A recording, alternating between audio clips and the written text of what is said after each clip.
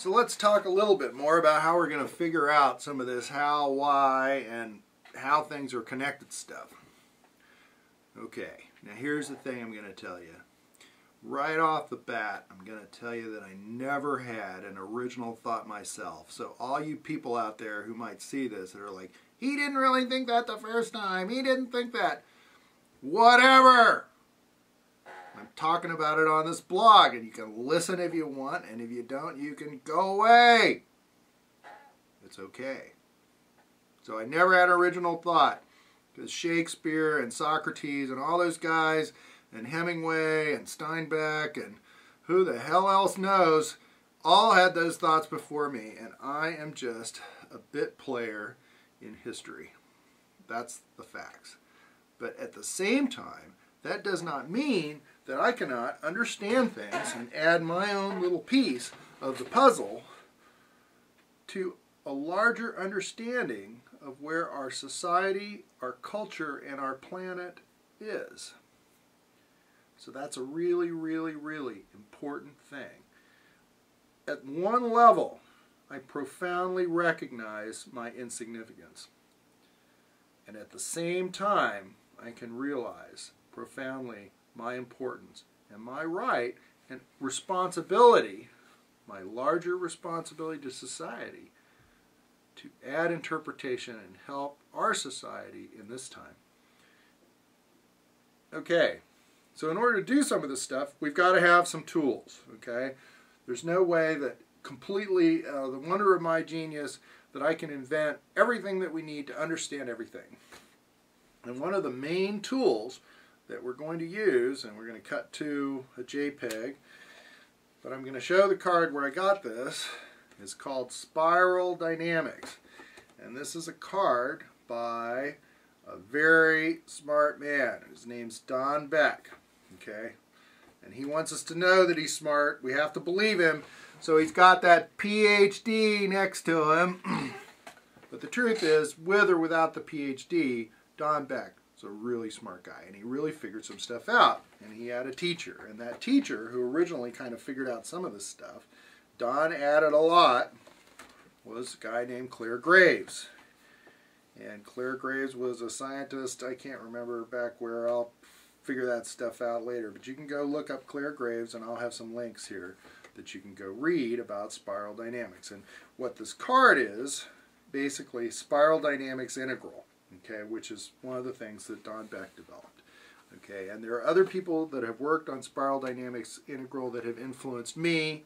I'm not going to read some laundry list of everybody's name that have written something about it, but basically the work of the two big thinkers here are Don Beck and another guy named Ken Wilber. Okay. The beauty of not having any advertising on your blog is that these people can't sit around and complain and say you're stealing their stuff.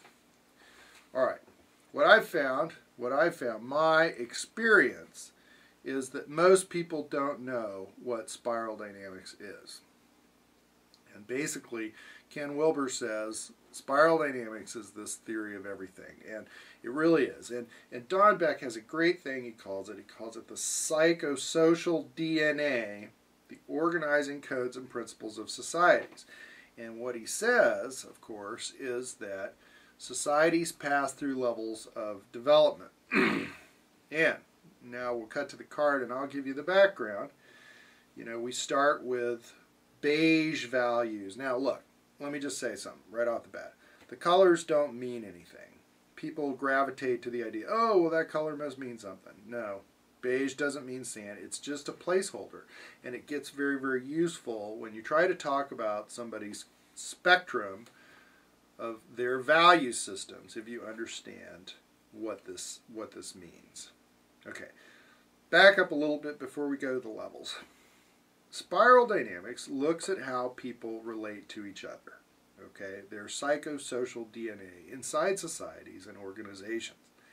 And that is really important because in our culture right now, mostly what we like to think about is we like to analyze the individual. Okay, and we analyze the individual and basically we assume that the individual floats free of various other influences. And that's, you know, that's a function of being an American, right? I mean, we're an individualistic culture. It's all about me or whatever, or what I can do, not how I fit in or relate inside a larger culture, okay?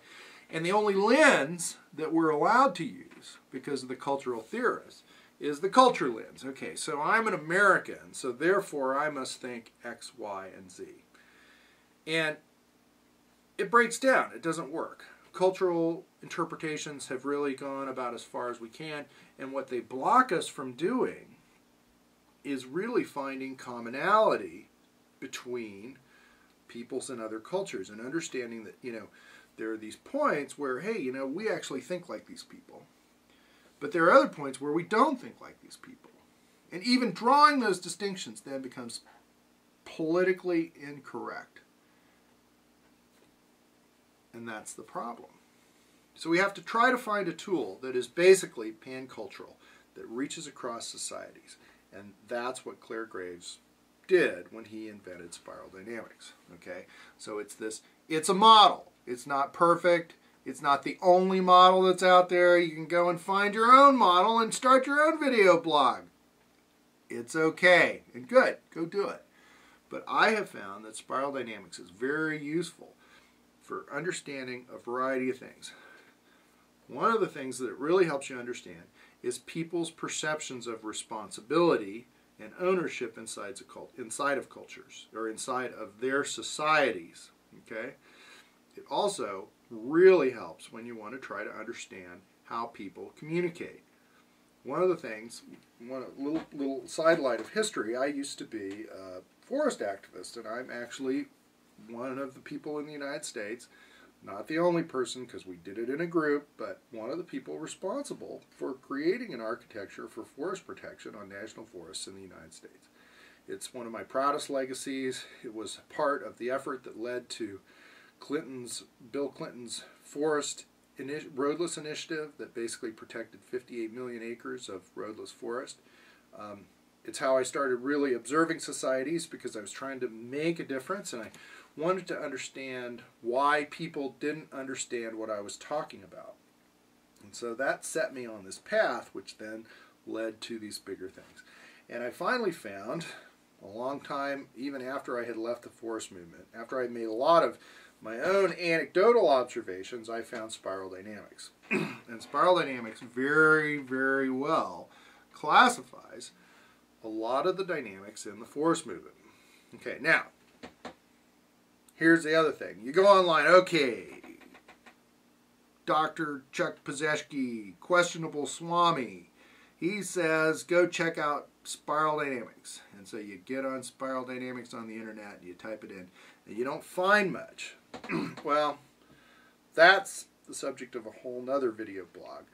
And a lot of it has been co-opted by the spiritual set, you know, because one of the things that Ken Wilber talks about is rational spirituality, and how spiral dynamics can help you get towards that rational spirituality point, because I think a lot of people are always looking for something to help them understand their world, and they use spirituality to interpret their world. Certainly that's one of the great functions of religion. And you get looking at spiral dynamics, you go and you try to find out about it, and you'll see stuff on that, but you won't see stuff on the other stuff, which is actually one of the more useful aspects of spiral dynamics. Spiral dynamics can help you try to understand your connection with God if that's what you need, okay? But at the same time, you miss out on all the good stuff of how businesses, for example, transform from one state to another, or what states they have to go through in order to transform into the place that they need to be, when you skip all the other stuff. So, the reason I'm saying this is because I want you to know, you go out there and look, spiral dynamics is not Scientology. It's not some weird thing. It's actually, what I call it, is Maslow's hierarchy on steroids, because that's where Clare Graves started his research in. He started it by looking at Maslow's hierarchy of needs, and then he developed his spiral theory from that.